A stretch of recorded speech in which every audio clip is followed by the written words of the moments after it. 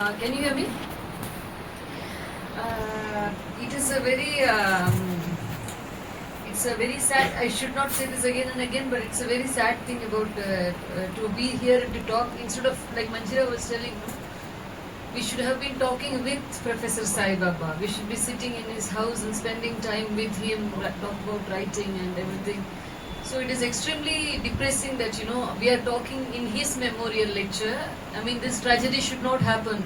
And for me and Professor Sai, I think it is. When you're young, you always think everybody here also called me young. So please, I turned 40 last year, and I was like, yeah, okay, now finally I'm going to become responsible adult. And on my birthday, Sai passed away. So I realized that there is something in life, there is something in that for me. That it is a moment for me to also look back. What is this life? What is it to grow up? What is it to, grow older? And I'm a very emotional person, and I cannot look at the two things together, that of all the days, supposed to be that one day you're happy, one day whatever, and it's like this very stark thing happened. And I've never gotten over it. Like this year also, I didn't go anywhere. I didn't celebrate. Life, this is what life is like. God takes away people who are dear to you, people who you look up to, and all of that. And the reason I want to come here and I also talk about this. Yeah, I said God, but that's okay. I secretly or publicly believe.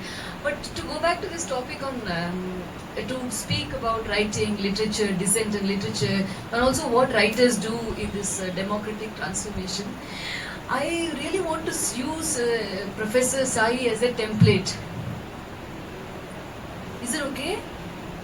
Yeah, I want to use him as a template for all of us who are writers, all of us who are dealing with literature, all of us who have to, be out there and express our ideas. And for me, the question was, there is a lot of things that everybody has told about, Sai's history, what he has spoken about.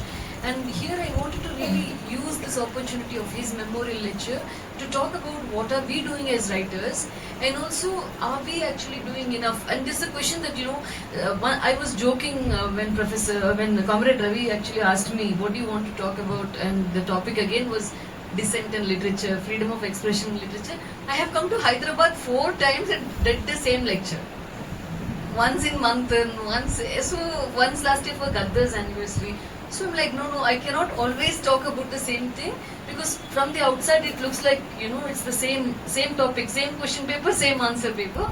So I decided that I want to talk about what else that we can talk about, how else do you, because it's not a small question. It doesn't matter that, you just talk once and you repeat the same thing, because I am continuously thinking about this question. So where I want to come in and what I'll take up later in this talk is that are we as writers, we are questioning fascism today, because that is the big, problem of democracy.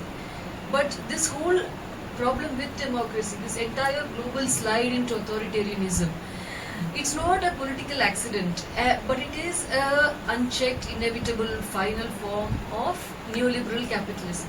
And I think that with writers, we are not doing enough, or we are not even thinking it is a problem. And this is where my entire thesis is going to come from, or what I'm going to talk today. So I want to dedicate my lecture, of course, to Professor J.N. Sai Baba, whose life and imprisonment offer us the starkest proof of the state's lethal equivalence between the pen and the gun. The fact that people could openly say that it's the mind which is the most dangerous thing. People could realize that this is what happened with Antonio Gramsci.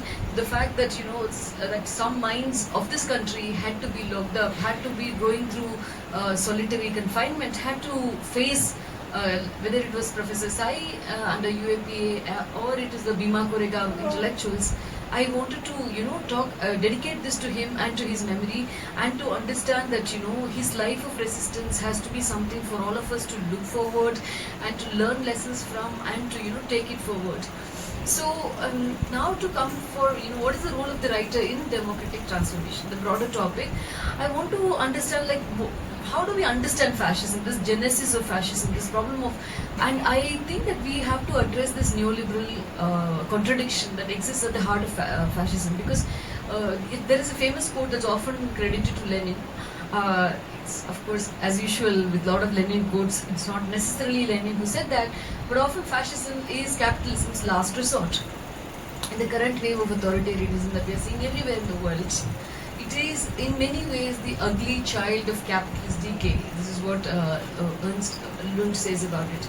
So it is this kind of fascism is the last resort of the capitalist class everywhere, that they have to hijack democracy, they have to behave in this manner. So when fascism becomes the political form of capitalist rule, we are actually watching in some ways the death agony of capitalism, the failure of capitalism. And when I say capitalism, it's easily understood, but also I think that sometimes we are now living in a very technocratic era, so you also have to give numbers. And so the thing is that what exactly are the numbers? I'm not going to go into detail, but part of what's happening under monopoly capitalism is that there is unprecedented extraction. So you have 1% of the population of the world who are capturing 63 of all newly generated wealth. And so, for instance, in India again, you have just two big business houses, Adani's and Ambani's, who control 40% of all critical infrastructure. So there is a grotesque wealth concentration everywhere. And again,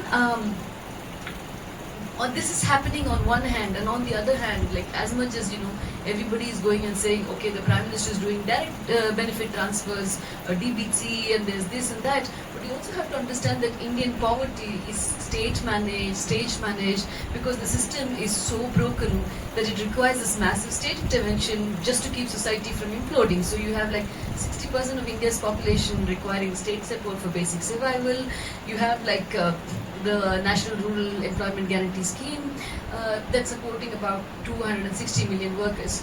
So what actually is happening? On the one hand, the rich get so rich; on the other hand, the poor people have to be kept with all of this massive influx of money from actually slipping into worse poverty or slipping into revolution.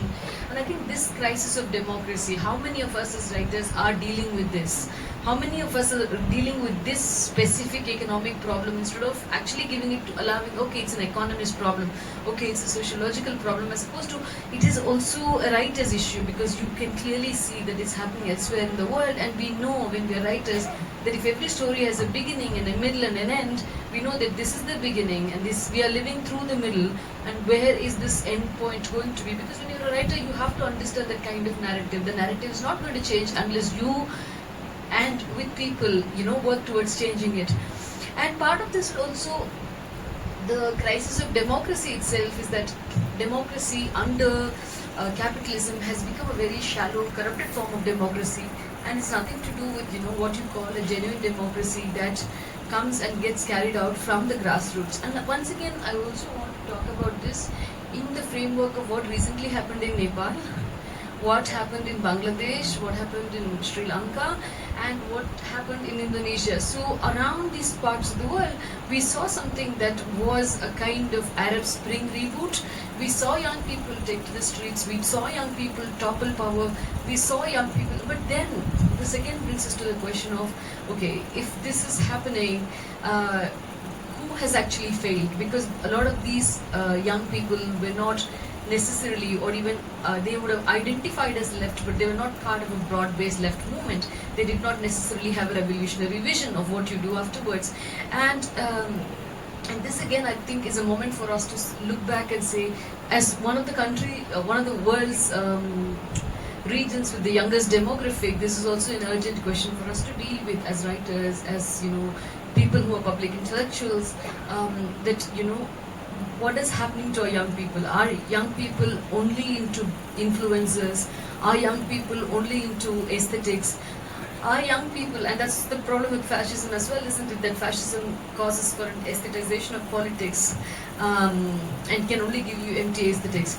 So, and so here again, I also want us to look at it not as writers, living in India, because a lot of the things about Professor Sai, for instance, his work has resonances globally.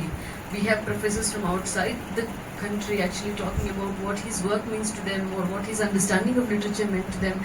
And I think one of those things is we also cannot understand or look at